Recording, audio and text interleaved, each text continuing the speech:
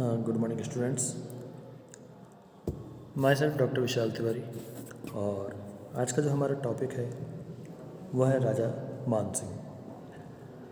Last video में भी हमने राजा मान सिंह के बारे में और उससे पहले आमेर राजघराने के ऐतिहासिक पृष्ठभूमि क्या थी और राजा भारमल ने किस तरह से अकबर के साथ मैत्री संबंध और वैवाहिक संबंध स्थापित किया था वो सब जाना। और उसने मुग़लों के साथ में किस तरह से अपनी शाही सेवा प्रदान करी और कितना मनसब हासिल किया ये सब बताया। उसके बाद उसके पुत्र भगवंत दास के बारे में हम लोगों ने देखा और फिर देखा था राजा मान सिंह। ठीक है, राजा मान सिंह वह जो 12 वर्ष की उम्र से ही शाही सेवा में रहे और उनके हम लोगों ने प्रथम चरण जो है शाही सेवा का प्रथम काल वो देख लिया था। उनके 3 काल थे जिनमें से हम लोगों ने प्रथम काल देख लिया था। ठीक है, मान सिंह से पूर्व आमेर राजघराने की ऐतिहासिक पृष्ठभूमि किस तरह से थी वो भी हमने उसमें देखा। फिर राजा मान सिंह के बारे में बात करी और शाही सेवा में मान सिंह का प्रथम काल जो 1562 से 1574 ईस्वी तक रहा वो हम लोगों ने उसके बारे में जाना था। आज हम जो जानेंगे वो शाही सेवा में मान सिंह का दूसरा काल 1574 ईस्वी से 1589 ईस्वी। इसके अंदर जो मेन टॉपिक है वो है पहला कुंवर मान सिंह को प्रताप के विरुद्ध भेजा जाना और पंजाब और काबुल में मान सिंह की सेवाएं। ठीक है, तो इस वीडियो में हम लोग इन टॉपिक्स को कवर करेंगे और हो सकता है आगे का वाला भी कंप्लीट कर ले।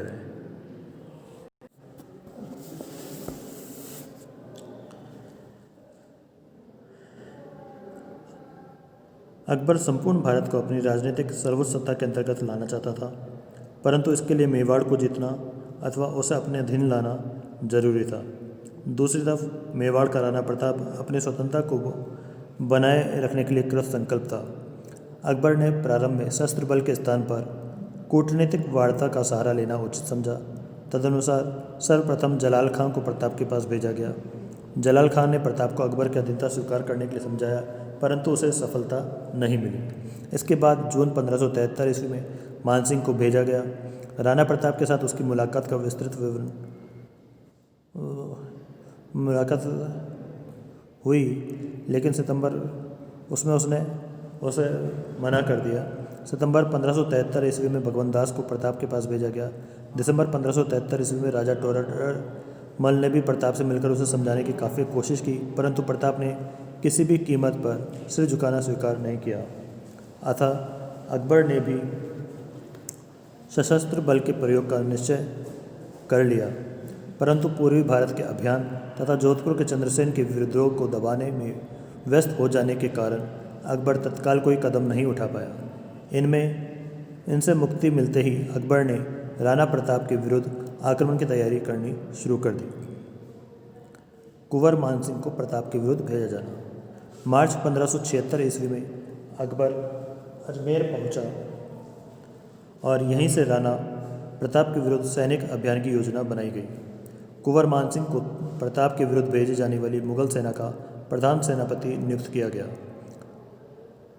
जिसकी पुष्टि बदायूनी सहित सभी समकालीन स्रोतों से होती है, परंतु कर्नल टॉड ने बालक शहजादे सलीम को प्रधान सेनापति बनाया जाना लिखा है, जो बिल्कुल गलत है। मान सिंह के प्रधान सेनापति बनाए जाने के संबंध में विद्वानों ने भिन्न भिन्न मत व्यक्त किए हैं। अबुल फजल ने लिखा है कि मान सिंह शाही दरबार के उन प्रथम व्यक्तियों में था जो बुद्धिमान, वीर और स्वामीभक्त थे। निजामुद्दीन ने भी उसके मत की पुष्टि करते हुए लिखा है कि मान सिंह साहस और उच्च मनोबल के लिए प्रसिद्ध था। ओझा के मत अनुसार राणा प्रताप के यहाँ मान सिंह का जो अपमान हुआ उसे अकबर ने बड़ी गंभीरता से लिया और मान सिंह के नेतृत्व में एक सेना भेजी ताकि मान सिंह अपने अपमान का बदला ले सके। परंतु जैसा कि मैंने आपको पहले भी बताया है कि पाल पर प्रताप और मान सिंह की मुलाकात तथा प्रीतिभोज के अवसर पर मान सिंह के अपमान की बात ऐतिहासिक सत्य न होकर चारणों और भाटों की उपज है, जिसे कुछ विद्वानों ने भ्रमवश सत्य मान लिया है। मान सिंह को इस अभियान का नेतृत्व सौंपने का एकमात्र कारण उसके व्यक्तिगत गुण, बुद्धिमत्ता, साधन संपन्नता, योग्य सेनापति तथा दक्ष संगठनात्मक शक्ति था। मान सिंह के साथ आसफ खां, शाह गाजी खां, तवरेजी, मुजाहिद खान, सैयद अहमद खान जैसे अन्य अनुभवी एवं पराक्रमी सेना नायकों को भी भेजा गया था। 2 अप्रैल 1576 ईस्वी को मानसिंह ने अजमेर से प्रस्थान किया और हल्दी घाटी की उत्तरी छोर से कोई 4-5 मील की दूरी पर स्थित खमनोर नामक गांव के पास पहुंचा। दूसरी तरफ राणा प्रताप ने भी अपने दल बल के साथ आ पहुंचा और 18 जून 1576 ईस्वी को हल्दी घाटी का युद्ध लड़ा गया, जिसका मैंने आपको पहले जो महाराणा प्रताप का वीडियो बनाया था उसके अंदर बताया था आपको।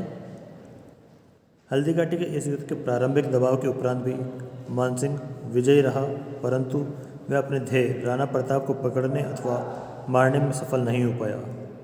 भागते हुए शत्रु पक्ष के सैनिकों का भी पीछा नहीं किया गया। समकालीन इतिहासकारों बदायूं ने जो स्वयं युद्ध में उपस्थित था, अबुल फजल, निजामुद्दीन आदि ने इसका कारण अत्यधिक गर्मी बताया, परंतु डॉक्टर प्रसाद का मत है कि मानसिंह के हृदय से राणा प्रताप को बंदी नहीं बनाना चाहता था, क्योंकि एक तो संपूर्ण राजस्थान उसे श्रद्धा की दृष्टि से देखता था और दूसरे उसके पराजय एवं मृत्यु का अर्थ था संपूर्ण राजस्थान पर अकबर की सर्वोच्चता कायम होना। मानसिंह की इस विफलता के कारण अकबर ने उसे तथा आसफ खान दोनों को फटकारा और कुछ दिनों के लिए दरबार में उपस्थित होने से मना कर दिया। इससे स्पष्ट है कि अकबर मानसिंह की आंतरिक भावना को पहचान गया था।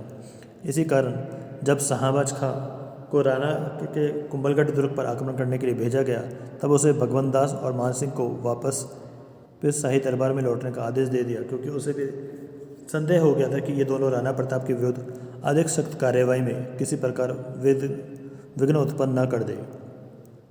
कुंभलगढ़ अभियान से मानसिंह अकबर की सेवा में पंजाब से भेरा नामक स्थान पर पहुंचा। अकबर ने उसे विद्रोही बलोचों को पकड़ने का काम सौंपा, जिसमें भी वह असफल रहा। इससे अकबर को उससे पुनः असंतुष्ट हो गया। स्पष्ट है कि मानसिंह को शाही सेवा के अपने प्रारंभिक काल में अधिक सफलता नहीं मिल पाई थी, फिर भी वह निराश होने वाला व्यक्ति नहीं था और अपने प्रारंभिक असफलताओं के उपरांत भी शाही सेवा में अपनी पद प्रतिष्ठा को बनाए रखने में सफल रहा। इसका मुख्य कारण उसमें विद्यमान अन्य अनेक गुण थे, जिसकी वजह से अकबर उसे चाहता था। इस संबंध में यह बात ध्यान रखनी चाहिए कि अकबर ने पारिवारिक संबंधों को कभी अधिक महत्व नहीं दिया था। पंजाब और काबुल में मानसिंह की सेवाएं। कश्मीर के सुल्तान अली खां चक की मृत्यु के बाद उसके पुत्र यूसुफ खां और भाई अब्दल में उत्तराधिकार का संघर्ष शुरू हो गया। इस संघर्ष में यूसुफ खां पराजित हुआ और वह भागकर पंजाब आ गया। उसने मानसिंह से सहायता की याचना की। मानसिंह उसे अकबर की सेवा में ले गया। अकबर ने उदारतापूर्वक उसे आश्रय प्रदान किया। 1580 ईस्वी के शुरू में अकबर के सौतेले भाई मिर्जा हकीम, जो काबुल का प्रशासक था, ने विद्रोह कर दिया और बदख्शां पर आक्रमण करने की योजना बनाने लगा। अकबर के एक अन्य आश्रित संबंधी सुलेमान मिर्जा ने भी उसका साथ दिया, परंतु बदख्शां का शासक शाहरुख अकबर का मित्र था। उसने अकबर से सहायता की याचना की, जिस पर अकबर ने मानसिंह, यूसुफ खान, भगवंदास, पंजाब और मुल्तान के शाही अधिकारियों को शाहरुख की सहायता के लिए भेजा, परंतु मिर्जा हकीम और सुलेमान ने बदख्शां पर आक्रमण कर शाहरुख को पराजित कर दिया और उसके राज्य का बहुत बड़ा भाग अधिकृत कर लिया। अकबर की सहायता समय पर नहीं पहुंच पाई थी। 1580 के अंत तक में अकबर ने सिंधु नदी के प्रदेश का शासन मानसिंह को सौंपा। यह पहला स्वतंत्र दायित्व था, अन्यथा अभी तक उसे स्वतंत्र रूप से काम करने का अवसर नहीं मिल पाया था। मानसिंह ने इस प्रदेश की सुरक्षा तथा शासन व्यवस्था के लिए समुचित प्रबंध किया। इसी समय मिर्जा हकीम ने अपने सेनानायक शादमान को भारत पर आक्रमण करने के लिए भेजा। उसने भारत में प्रवेश कर सिंधु नदी पर स्थित नीलाब के किले को घेर लिया। मानसिंह तुरंत अपनी सेना सहित उसकी तरफ बढ़ा और अचानक सादमान पर टूट पड़ा। सादमान बुरी तरह से पराजित हुआ और युद्ध में लगे घावों की वजह से कुछ दिनों बाद मर गया। अकबर को यह विश्वास हो गया कि अब मिर्जा हकीम स्वयं भारत पर आक्रमण करेगा, अतः उसने स्वयं लाहौर की तरफ प्रस्थान किया। इस अवसर पर वह अपने 2 पुत्रों सलीम और मुराद को भी लेता गया। रास्ते में ही अकबर को सूचना मिली कि मिर्जा हकीम लाहौर की तरफ बढ़ रहा है। इस पर अकबर ने मानसिंह को संदेश भिजवाया कि उसके आने तक वह आक्रमणकारियों से संघर्ष टालने का प्रयास करे। अकबर के निर्देशानुसार मानसिंह ने मिर्जा हकीम को मार्ग में रोकने का प्रयास नहीं किया और उसे लाहौर तक आने दिया। मानसिंह अपनी सेना सहित लाहौर के दुर्ग में जमा रहा। वस्तुतः मिर्जा हकीम को कुछ लोगों ने गलत सूचना दी थी कि इस समय अकबर के विरुद्ध चारों तरफ असंतोष भड़क रहा है और बहुत से अमीर अकबर के विरुद्ध उसका साथ देने को तैयार हो जाएंगे। इसी उम्मीद में वह लाहौर तक बढ़ आया था और उसने दुर्ग का घेरा भी डाल दिया, परंतु अमीरों की बात तो दूर रही, एक भी मुगल सैनिक उसकी तरफ नहीं आया। उल्टे उसे यह सूचना मिली कि अकबर स्वयं लाहौर की तरफ आ रहा है, अतः वह लाहौर दुर्ग का घेरा उठाकर वापस चलता बना। इस बीच अकबर सरहिंद होता हुआ रोहतास के निकट जा पहुंचा। यहाँ से उसने मिर्जा हकीम को एक प्यार भरा पत्र लिखा जिसमें उसने उसे मिलने के लिए बुलाया। पत्र में अकबर ने उसको क्षमा करने तथा सुरक्षा का वचन भी दिया, परंतु मिर्जा हकीम ने अकबर के प्रस्ताव को ठुकरा दिया। तब अकबर ने उसके विरुद्ध काबुल की तरफ एक शक्तिशाली सेना भेजने का निश्चय किया। इस सेना का नेतृत्व राजकुमार मुराद को सौंपा गया, परंतु सेना के हरावल का नेतृत्व मानसिंह को सौंपा गया। अकबर भी इस सेना के पीछे पीछे काबुल की तरफ चल पड़ा। 30 जुलाई 1581 ईस्वी को मिर्जा हकीम ने मुराद की सेना के षष्ठ बाग पर अचानक आक्रमण कर दिया। मानसिंह, माधो सिंह, सूरत सिंह आदि कछुआओं ने इस अवसर पर असाधारण वीरता का प्रदर्शन किया। उनके प्रबल आक्रमण के सामने मिर्जा के सैनिक अधिक समय तक न टिक पाए और परास्त मिर्जा काबुल के उत्तरी भाग की तरफ भाग गया। 10 अगस्त 1581 ईस्वी को अकबर ने काबुल के दुर्ग में प्रवेश किया और मानसिंह आदि सेना नायकों को पुरस्कृत किया। इसके बाद मानसिंह पुनः अपने पुराने काम सिंधु नदी के प्रदेश का शासन पर लौट आया। उसने इस क्षेत्र की सुरक्षा व्यवस्था को इतना मजबूत बना दिया कि मिर्जा हकीम ने पुनः इस तरफ अभियान करने का साहस ही नहीं किया। 30 जुलाई 1585 ईस्वी को मिर्जा हकीम की मृत्यु हो गई। अकबर ने मानसिंह को काबुल पर अधिकार कर लेने का आदेश भिजवाया। तदनुसार मानसिंह ने काबुल पर आक्रमण कर उस क्षेत्र को जीत लिया। मिर्जा हकीम के 2 पुत्र भी पकड़े गए। मानसिंह अपने पुत्र जगत सिंह को काबुल में नियुक्त करके हकीम के दोनों पुत्र सहित अकबर, जो इन दिनों रावलपिंडी में था, की सेवा में उपस्थित हुआ। अकबर मानसिंह की उपलब्धि से अत्यधिक प्रसन्न हुआ और उसे काबुल का सूबेदार नियुक्त किया। उसे खैबर दर्रे के समीपवर्ती क्षेत्रों में आबाद रोशनियाओं का दमन करने का भी आदेश दिया गया। बयाजिद नामक एक अफगान ने पीर रोशन की उपाधि धारण कर सरहदी लोगों को भड़काना शुरू कर दिया था। उसके अनुयायी रोशनिया कहलाए।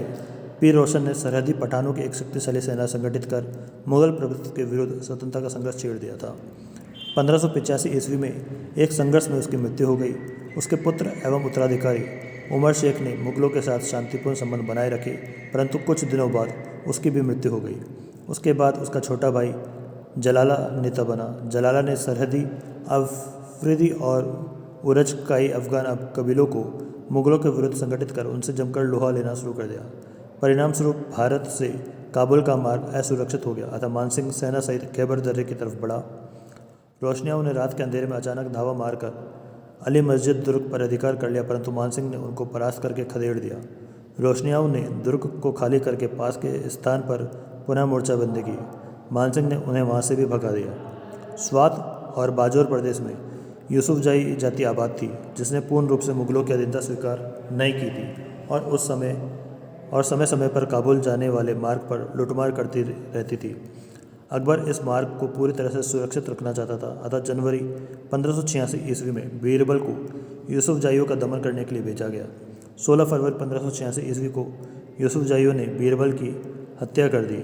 तब अकबर ने राजा टोडरमल को भेजा और मानसिंह को टोडरमल की सहायता करने को कहा।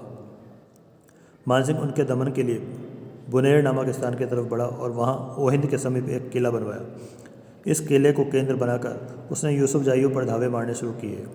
दूसरी तरफ राजा टोडरमल ने पहाड़ियों के दोनों सिरों की नाकेबंदी कर उनके रसद मार्गों को काट दिया। इसके बाद उन पर चारों तरफ से आक्रमण किया गया। बहुत से पठान मारे गए, बहुत से बंदी बनाए गए और शेष पठानों ने आत्मसमर्पण कर दिया। जिस समय मानसिंह को टोडरमल की सहायता के लिए नियुक्त किया गया, तब उसके स्थान पर राजा भगवंत को काबुल का सूबेदार नियुक्त किया गया था, परंतु कुछ कारणवश थोड़े दिनों बाद ही अकबर ने भगवंत के स्थान पर इस्माइल कुली खां को काबुल का सूबेदार नियुक्त किया, परंतु इस्माइल इस खतरनाक पद का दायित्व संभालने के लिए तैयार नहीं था, अतः वह काबुल जाने में टाल मटोल करता रहा। तब अकबर ने पुनः मानसिंह को ही काबुल का सूबेदार नियुक्त किया। मानसिंह को भी काबुल की सूबेदारी पसंद न थी, अतः सितंबर 1586 ईस्वी में जब बदख्शां के शासक सुलेमान मिर्जा ने काबुल आकर मानसिंह से अकबर के दरबार में जाने की इच्छा की, तो मानसिंह उसकी सुरक्षा के बहाने स्वयं भी काबुल से उसी के साथ दरबार में उपस्थित हो गया। इससे अकबर थोड़ा क्रोधित हो गया और उसने मानसिंह को काबुल की सूबेदारी से हटा दिया। उसकी जगह जैन खां कोका को नया सूबेदार नियुक्त किया गया। मानसिंह को सूबेदारी से हटाने के संबंध में अबुल फजल ने लिखा है कि राजपूतों ने काबुल के निवासियों के साथ अनुचित व्यवहार किया तथा मानसिंह ने उनकी कठिनाइयों की तरफ ध्यान नहीं दिया, इसलिए मानसिंह को सूबेदारी से हटा दिया गया। अफगानिस्तान और उत्तर पश्चिमी सीमांत प्रदेश में रहते हुए मानसिंह को अत्यधिक कष्ट उठाने पड़े और कठोर परिश्रम भी करना पड़ा, जिसके फलस्वरूप 1586 ईस्वी के अंत में वह बीमार पड़ गया। बीमारी की अवस्था में ही उसने नए सूबेदार जैन खां कोका के साथ मिलकर रोशनियाओं से जमकर मोर्चा लेना पड़ा। इससे उसका स्वास्थ्य गिरने लगा।